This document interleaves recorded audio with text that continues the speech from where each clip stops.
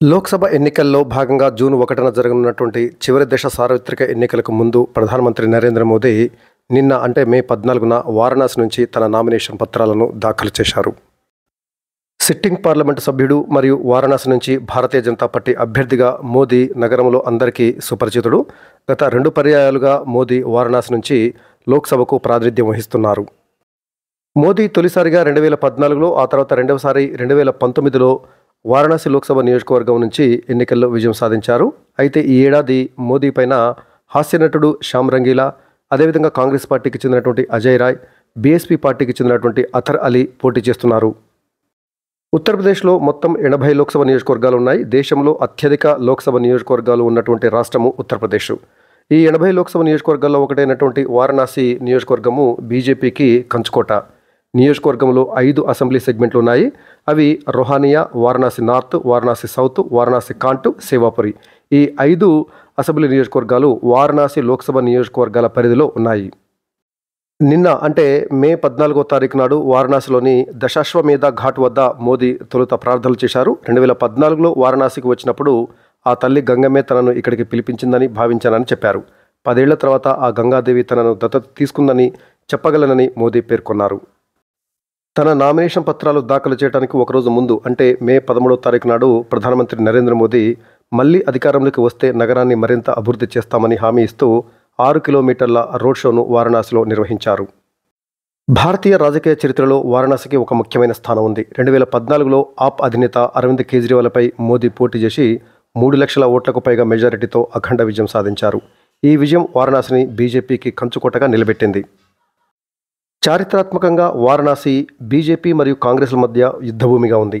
1957 నుంచి ఇప్పటి వరకు బీజేపీ 7 సార్లు గెలుపొందగా కాంగ్రెస్ పార్టీ 6 సార్లు విజయం సాధించింది. ఈ స్థానాన్ని సమాజ్వాదీ పార్టీ లేదా బీఎస్పీ పార్టీ ఎప్పుడూ కూడా గెలుచుకోలేదు. 2014 మరియు 2019లలో ప్రధానమంత్రి నరేంద్ర మోదీ సాధించినటువంటి వరుస విజయాలు వారణాసికి బీజేపీని కంచుకోటగా మార్చాయి. ఇది భారత రాజకీయాలలో కీలకమైనటువంటి యుద్ధభూమిగా మారింది.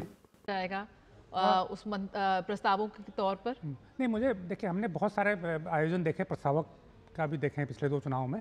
देखिए जब पार्लियामेंट हाउस बना तो जिन लोगों ने पार्लियामेंट बनाने में भूमिका निभाई थी तो उन लोगों को वहाँ पर उनको स्पेशली जिस दिन उद्घाटन हुआ था तो उनको बुलाया गया था. बिल्कुल, हम तस्वीरों भी देख सकते हैं. यहाँ पर प्रधानमंत्री का कलेक्ट्रेट ऑफिस से वाराणसी से यहाँ पर तस्वीरें हम देख पा रहे हैं. गणेश्वर शास्त्री जी, प्रधानमंत्री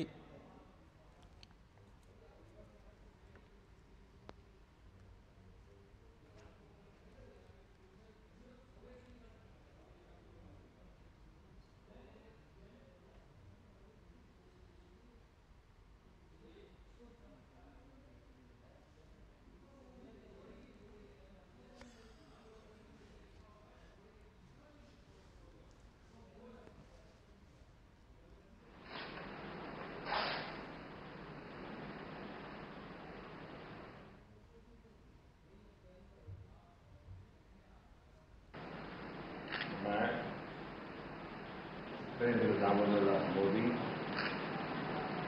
लोकसभा में स्थान करने के लिए अभ्यर्थी के रूप में नाम निर्देशित हुआ.